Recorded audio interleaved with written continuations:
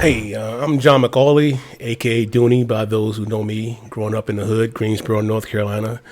Hey, I want to thank you for taking a look at this channel I'm starting up. I was encouraged to do this by my sons. I got support, I should say, from my two sons. Something I wanted to do, and plus I enjoy talking about the Dallas Cowboys. Football season is here, and so that's being said, let's go get it. Thank you for stopping by to take a look at my channel. Again, as I just said, I'm John McCauley, aka Dooney, as some of you know me from back in the hood, back in Greensboro. I am starting up this channel because I am a big-time fan of the Dallas Cowboys. I enjoy talking about the Dallas Cowboys and watching as much footage of the Cowboys. I was encouraged to do this by my two sons. My sons, Alante and London, both encouraged me to go ahead and do it because I know a lot of young guys do this thing. A lot of young guys do this, but my boys said, you know, you're not too old to do it, so I'm just going to just run with it right now.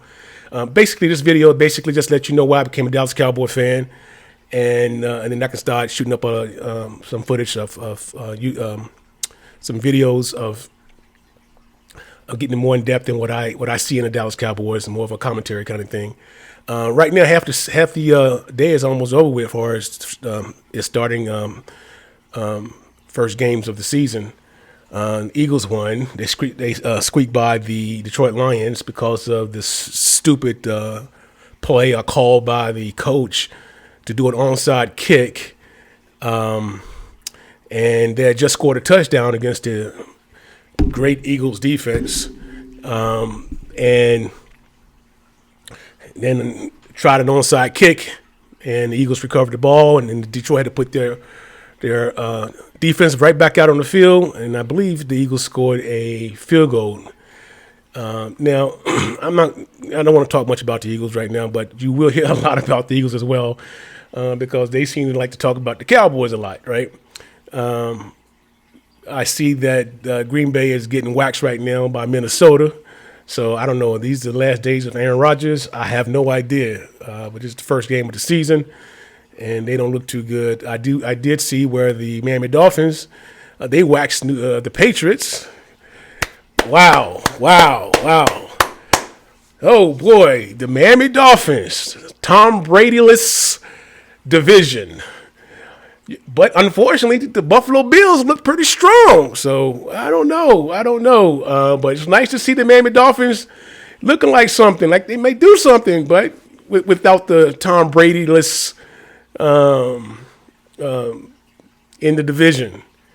So looks like the Pittsburgh Steelers, they got a little win too. Like the Cincinnati Bengals did everything they could do was to hand it to the Steelers. I mean, what, 4 interceptions and a fumble recovery, and it was still tight overtime, and missed a overtime field goal because they was missing their, I guess, holder.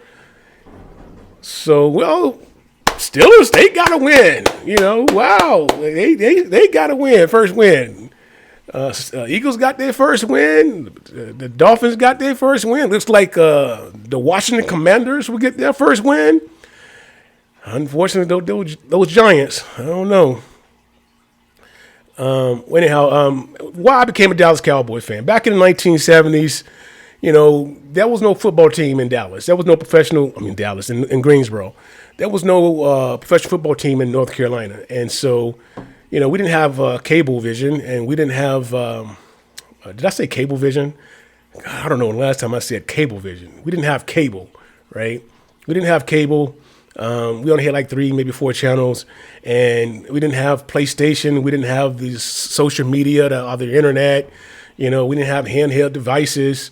So what we did as kids, we used our imaginations when we played outside and inside when, you know, the weather didn't allow us to be outside. And so what I enjoyed doing when I was a kid, I enjoyed watching Westerns. That's what a lot of little boys did, you know. At least I thought all little boys did, watch, you know, Cowboys and Indians, you know. And and then when I discovered the pro football, And it was kind of late. A lot of boys now play football a lot earlier than when I started playing. I think I started playing when I was about like 8 or 9 in the Salvation Army Boys Club, and that's when we lived in the south side of Greensboro. Before I moved into my true hood, Ray Wan, shout out to Ray Wan, and my homies, and over 40 years. But anyhow, I digress. So moving over there, that's when I really discovered pro football.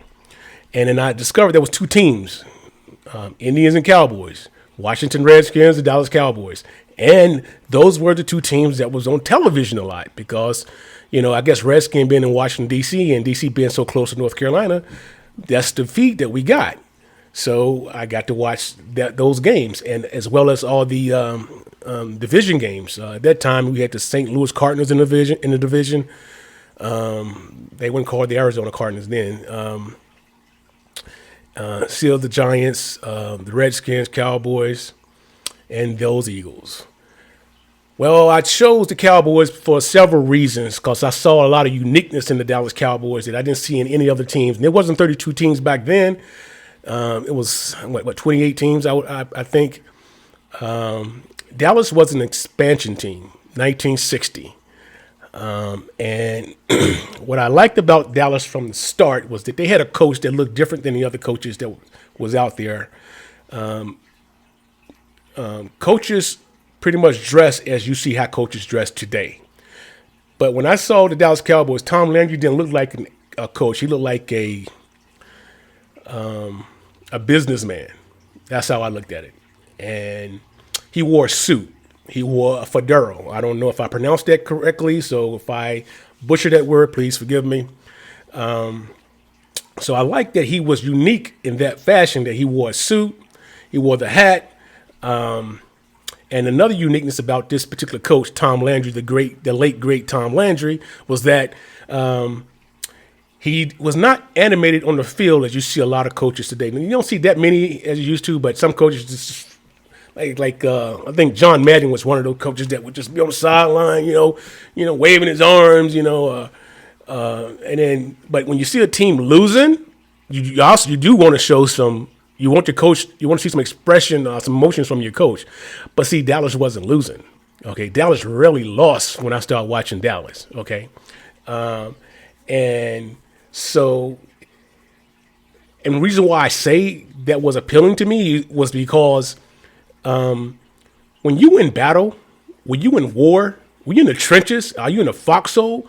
Okay, you want someone who's you want your leader. Cool, calm, and collective, right? You don't want your coach to show that okay, the ship is going down. You want to see like you're on a Titanic and you're sinking. You don't want to, if you see your coach panic, then you get animated as well, right? That's how I see it. So you rarely, if ever, saw that in Tom Landry. So he was a leader right off the bat. I saw that in him. So you didn't know he was happy that we scored a touchdown. He was pissed off that we threw an interception. You didn't see it. He had the same stoic expression throughout the game. What else I like? There's a lot of things I liked about this particular coach, but I like the fact that with regard to drafting, the Cowboys did something a little different than any other teams back in those days. In those days, it was mainframe computers, and Dallas was the only franchise using a computer to help them formulate a draft pick, and they just didn't pick from the Alabamas or the Ohio States of the world. They would go to small schools, pick from small colleges, pick players, and they would also draft players who were non-football playing, but they was athletes. They had maybe track stars, and so so he would take a player who from a small school may have played one position and they're playing, another position when he got to the Cowboys. So I like all the uniqueness the Cowboys brought to their fans. So that was appealing. As I started to learn about the Cowboys, how different they were. I also saw that they was playing on Thanksgiving every year. right? It was only one team playing every Thanksgiving. That was Detroit Lions. In the NFL wanted another team to play on Thursday, on Thanksgiving, and all the other teams, they didn't want to do it. But the general manager, smart, I think it was the general manager or the owner. I'm gonna say general manager. Raised his hand. Yeah, you're not going. We'll do it. We'll do it. An expansion team taking on this annual duty of playing on Thanksgiving every day, along with the Detroit Lions. And so, I say that today because a lot of people want to know, why is Dallas always playing on Thanksgiving? And a lot of teams had an opportunity to do this, but they just didn't.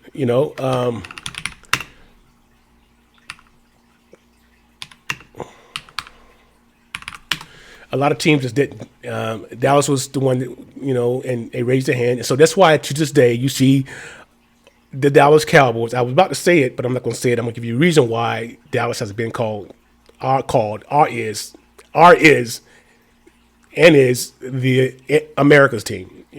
There's a really, really legit reason why the Cowboys are America's team.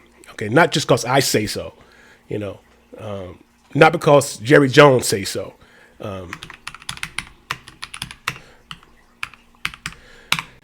Not because Jerry Jones say so. That happened because the NFL Films, think Steve Sable's father. I think this NFL Films, the founder of NFL Films, did a show on the Dallas Cowboys, and he in NFL Films, and you can Google this, or you can go to YouTube. I'm sure you will find this to validate what I'm saying. Dubbed the Dallas Cowboys as America's team, and it's stuck. It's stuck. It just stayed with the Cowboys, America's team. So it wasn't like self-proclaimed. It wasn't given by the fans of the Dallas Cowboys. The media gave the Dallas Cowboys the moniker America's team. And so the Cowboys kept winning. And they didn't win a bunch of Super Bowls, but they kept winning. They was always in the playoffs. So if you look at the consecutive times the Cowboys have entered the playoffs, you're not going to find many teams ahead of Dallas. And their winning percentage. You're just not going to find many. And then they pretty much own the division. NFC East division. And maybe that's why the Eagles and their fans hate the Cowboys, because, head to head, the Cowboys up here, the Eagles are down here in wins. Head playoffs appearance, the Cowboys up here, the Eagles are down here. Super Bowl appearances, forget it. Let's not even talk about Super Bowl appearances. Let's not talk about Super Bowl wins. 5 times. 5 times, 5 times, 5 times, 5 times, as Booker T would say, 5 times, as Booker T say, 5 times. So let's not even go there. But I am digressing how I became a Dallas Cowboy fan. It's a lot that got me to where I am at today. Well, of course, you learn the name of the players, and I remember a lot of the names from that era, from the 70s and 80s. And I've forgotten some over time. Some have gone, passed on. Again, I'm an old dude, right? So my mind is still, I still can see those players playing. I like the formation that the Dallas Cowboys would use in those days under Tom Landry. The Cowboys primarily played, well, I should say primarily, they did a lot of their plays in the shotgun. And in those days, you didn't see many teams, if any, get in the shotgun. Okay, most teams had their quarterback go under the center. Dallas, second, third down, they would go into the shotgun. And they'd do a lot of motion. They did more motion movement in the backfield than any other team. And so I'm getting to the point where when you would, in those days, when under Tom Landry, when you see the offensive linemen break huddle and they go up to the line of scrimmage, I'm trying to demonstrate right quick. They would come to the line of scrimmage. They're up in their stance. They go down, come up, they go down, right? And where the other linemen of the team, they would get up, break huddle, come up to the line of scrimmage, to get in their position, right? Dallas would go up, down, right? And I thought that was pretty cool because it was different, but I never knew why Dallas did that. I found that out later. The reason why, again, the brain trust of Tom Landry, because he was a defensive coordinator with the New York Giants prior to becoming the head coach of the Dallas Cowboys. So, in his wisdom, when the Cowboy linemen go up, the backfield, the running backs, they would shift. The wide receivers, they would all shift positions while the linemen are up. When they came back down, they're in a different position from where they started, to kind of throw some confusion to the defensive backs, the linebackers and linemen. So I thought that was pretty cool, But I guess the number one thing that really caught my eye, I look at all the logos of all the teams back then, 26, 28 teams. It's only one that really stood out to me. It was only one. It's only one. Even to this day, there's only one that's internationally known. Internationally known. That's why our fan base is so crazy, so huge. At 5 points, it's the star. Respect the star. This is why when T.O. was he with the 49ers back in those days, playing against Dallas, and he caught a touchdown, and then he wants to go showboat, and then he runs out and stand in the center of the star. Well, Emmitt Smith wasn't having that. Emmitt Smith wasn't claiming, So the star, we don't have a little cute dolphin, cute dolphin, little mammal, I'm, the Dolphins, right? And we don't have I have no idea what the hell this is. What is the Steelers? It's like is that a sparkle? What the hell is that? The Steelers on their helmet. I don't know. And the Eagles got the head of an eagle, right? And I have to say it's decent. I've never said that ever. That's decent, but it would never surpass the star. Okay. Now, granted, the song the Eagles have, this fly Eagles fly thing is so corny, and then they're playing the Rocky music when they score a touchdown. I mean, Rocky lost the first match, right? And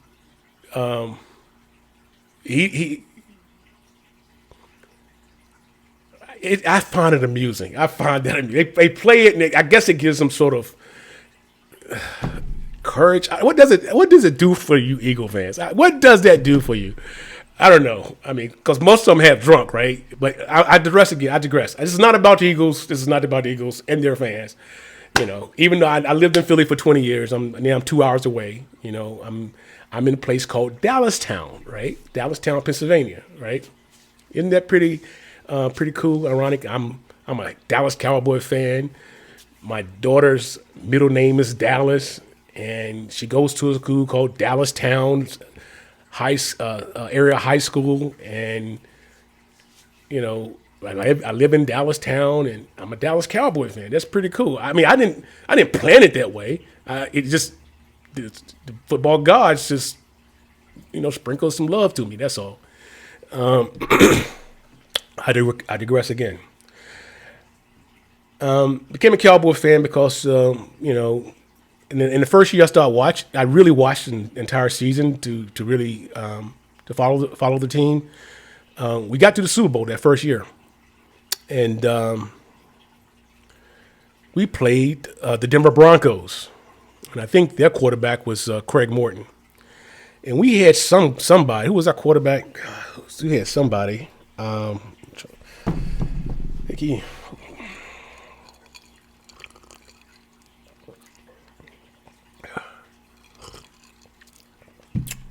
Who do we have? He wore the number 12. I do remember that. He wore the number 12. I think he had like a rhyme to his name that the fans gave a like sort of Captain Comeback. Captain Comeback. Captain Comeback. It'll come back to me. It'll come to me. Right now, the name, it's right there. It's like Captain Comeback. He wore number 12. And I think he was a Navy man. I think he was a Navy guy. I think he was an officer in the Navy. Anyway, it'll come back to me. But we played the Denver Broncos, and we won the Super Bowl. From this guy, the quarterback whose name is eluding me at the moment, he threw this bomb, boom, threw this bomb to number, I think his number was 86. And I do know his name, Butch Johnson. I remember him catching that ball, rolling over into across the goal line, end zone. Referees throwing both up in the air.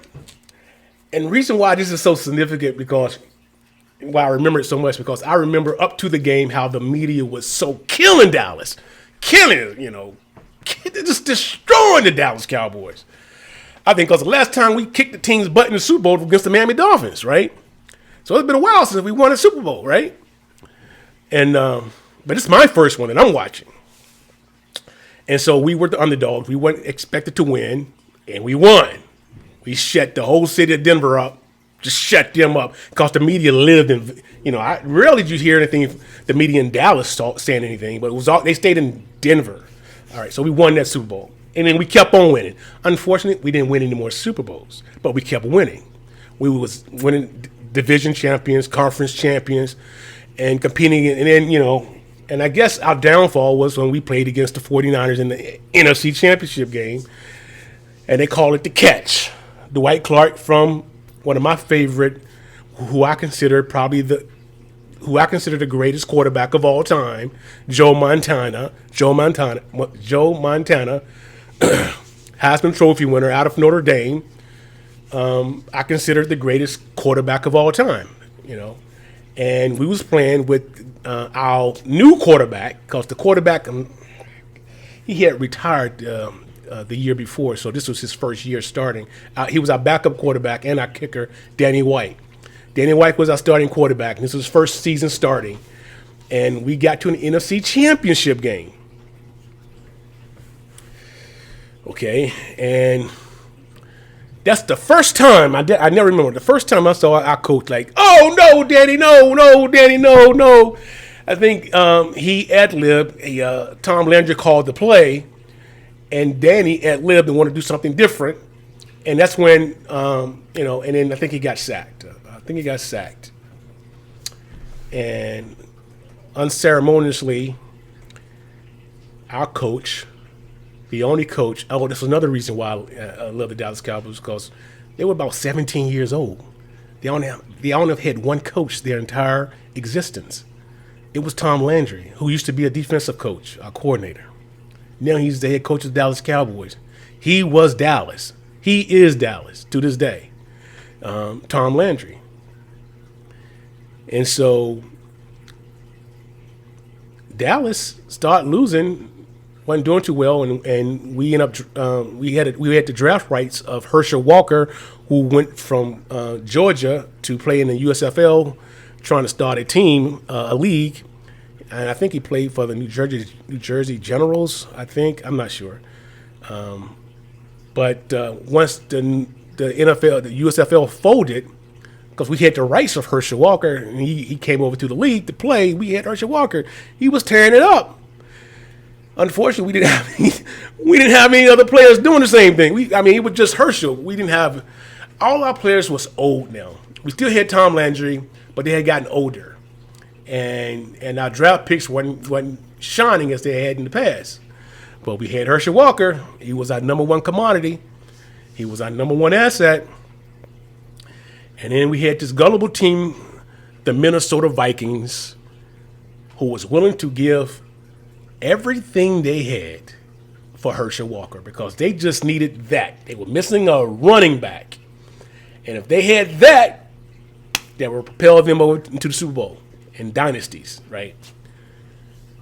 So Tom Landry's last year, his first pick in the draft was number 88 from the University of Miami, Michael Irving, the playmaker. Number 88, Tom Landry's last year. Unfortunately, I mean, it's on record that that next year he wanted to draft the guy we ended up drafting because we had a new coach now, Jimmy Johnson, an unproven head coach in the NFL. He was a head coach at Miami. He just won a national championship. But his college roommate, who had purchased the team, Jerry Jones from Arkansas, fired Tom Landry the day he bought the team, hired Jimmy Johnson, press conference. That was the first and only time that I ever really contemplating on switching teams, just giving up Dallas. Because the way they fired Tom Landry. That was the first time. And the only time, and I have never had that thought since. Because I am a loyalist. And, I'm going to stick with them. I mean, that first year, we went 1-15. We only won one game in 1989. And that was against the team who won the Super Bowl, the Washington Redskins. It was on ESPN. I will never forget it. Everybody else was killing us. The Eagles was good then. Oh, man, they were good. They would just destroy the Cowboys. Cowboys was old, slow. They were just, and Eagles had this incredible, one of the best defenses in the history of the league. I would give the Eagles that. One of the best ever. They just had a stupid head coach. So they had a stupid head coach, and they had a really good quarterback, Randall Cunningham. They just didn't know how to, progress him, bring him along, in the right way. Again, stupid head coach, just dumb, who used to be a defensive coordinator for the Chicago Bears, then champions, who also had a great defense, probably the best defense of all time in '85. I still digress. So we draft this guy from UCLA in 1989, 6'4", 222 pounds, Troy Aikman. Probably the most accurate passer the Cowboys have ever had. He wore the number 8, Troy Aikman. So before Troy, he's in the Hall of Fame right now, and the guy, his name's Captain Comeback. Navy man. Roger Staubach. Roger the Dodger Staubach. Captain Comeback, because we was always in the game. Win or lose, we was always in the game. It was always competitive. The fans always felt Roger would bring us back. And he did. And to this day, the Dallas Cowboys do not retire jersey numbers. They just don't. That's, I guess, their philosophy. But you would never see anyone wear the number 12, ever. You would never see number 12. And right now, I don't think you're ever going to see anyone wear the number 22. I think they should do the same thing for number 33. Tony Dorsett. I forgot. We had great players in the 70s. Tony D, 33. We had Robert Newhouse, number 44. Preston Pearson, number 26. Drew Pearson, number 88. Okay. Number 80. What's his name? God. Not Golden Rich. Kevin Hill? No. God, I forget his name. God. I'm sick of myself. I could forget the bookend of the receivers that we had. Tony Hill. Thrill Hill. Tony Hill. Yes. Tony Hill. Yes. Billy Joe Dupree was our tight end. Billy Joe Dupree. Tony D. Yeah. nice little run, nice offense back in those days. My favorite defensive player, he's passed on and needs to be in the Hall of Fame, was 79 Harvey Martin. On the other end was Ward number 72, Ed Too Tall Jones. And then up the middle, that tackle in the Hall of Famer, number 54 himself, the master, Randy White from the University of Maryland. Number 41, Charlie Waters. I loved him because he hated the Redskins. I loved them.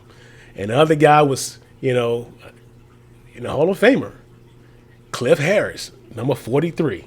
So we had some people. We had some players, and a lot, are not in the Hall of Fame because we lost to the Steelers. And I give the Steelers the props. They won that because they were the better team that day. On those days, they were the better team. So I'm going to give that to the Eagles. To the Steelers. I would give Steelers their due. They won't give it to the Cowboys. They just won't. So that brings me to this point. I'm a Cowboy fan because that's, where I began. I saw us win in the beginning. I saw us tail off, and then went through a phase of losing.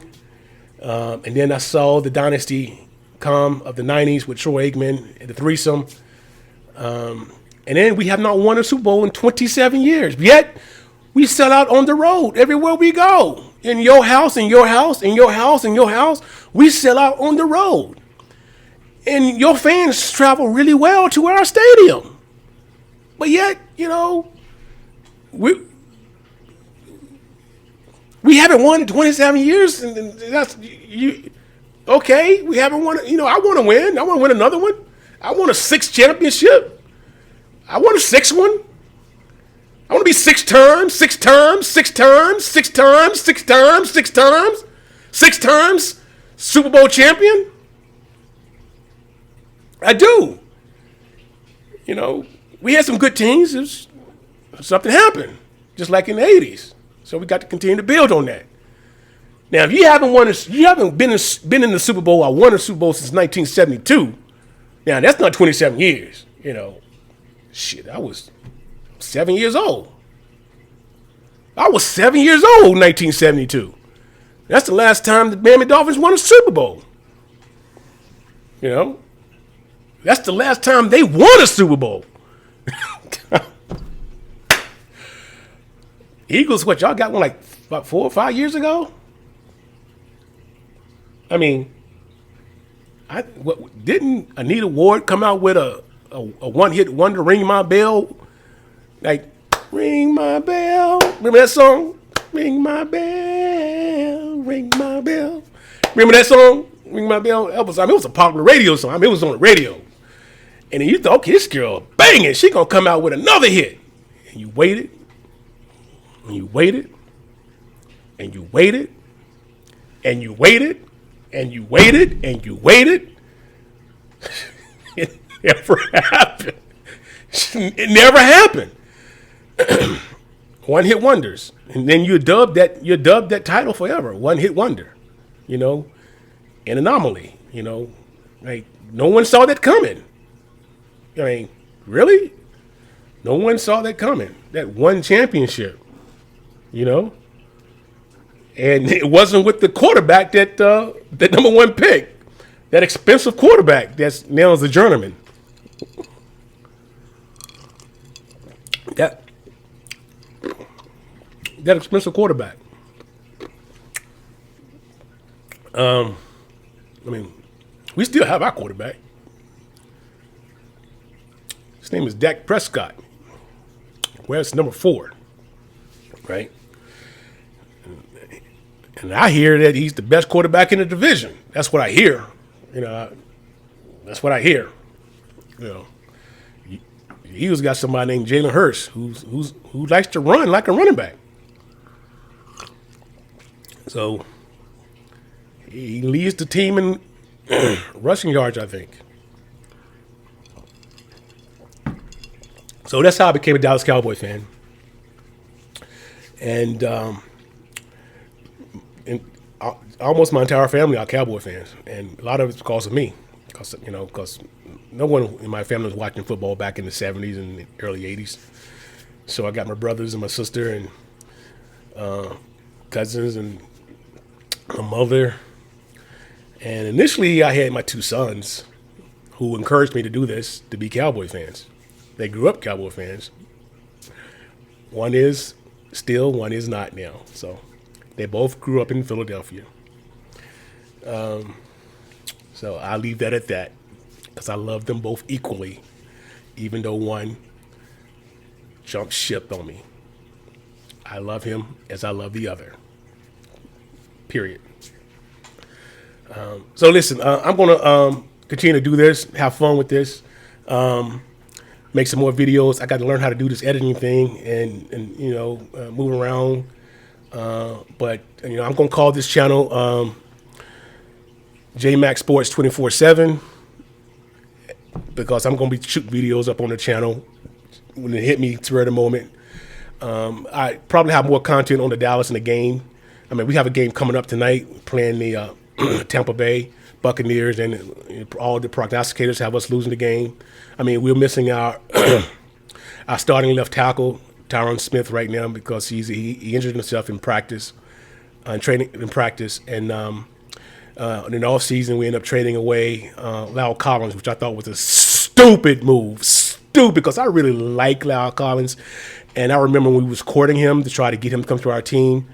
And I mean, Jerry Jones actually flew him on his helicopter to his home, and they had dinner with his family at Jerry Jones' house just to try to get, because Lyle Collins was undrafted, and he could have went to any team he wanted to, and he chose Dallas, and so I don't know what was going on that caused, because he was a good tackle, and he was still a young guy, and I'm kind of salty with that. Amari Cooper. Like, I didn't see that coming either, that we're going to lose. I mean, you let Amari go. You paid him all that money, and okay, Amari's not Cooper. So now CeeDee Lamb is our starting receiver wideout. And okay, I like CeeDee. CeeDee is talented. He proved that in college, but he didn't prove that yet as a number one wide receiver. That was Amari Cooper, right? So, and then we have Gallup, who seems to be hurt when we need him. I mean, dude is talented, but... So, our wide receivers are suspect. Offensive line, I don't know. I don't know because we're rebuilding. I don't like our center. I don't like our center.